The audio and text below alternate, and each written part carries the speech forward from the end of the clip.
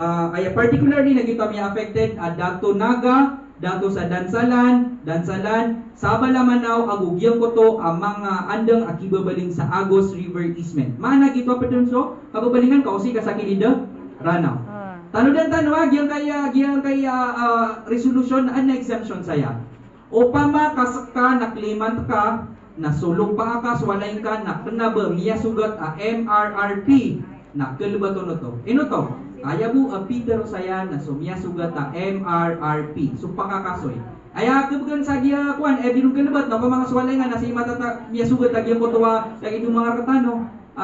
Kuan siya kay pamilya ra kapitbahay na Dumasugat sir ka? Nasamara kami na miya sugat na biro na ito kalibat. Upama kami ako kami mamusa lagi daya. So, pakapianin na ginawa nyo. So, skate, na di rin kagiraw askan na miya sugat ka MRRP, kaya di klaro. O, so, ato na yung miya sugat korak ka.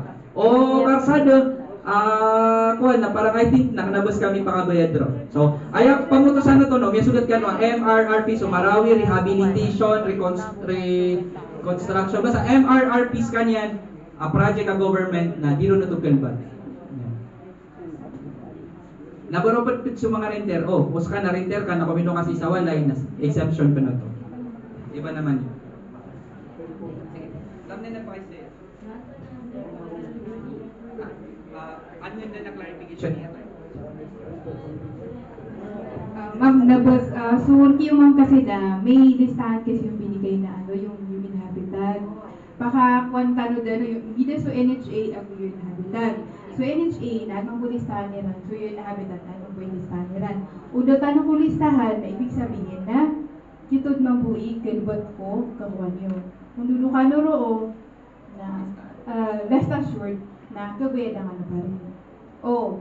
So listahan na po talaga ito sa UN Habitat. So mansusa ko na NHA, po sa NHA. Laro mi then verify sa mga names yun.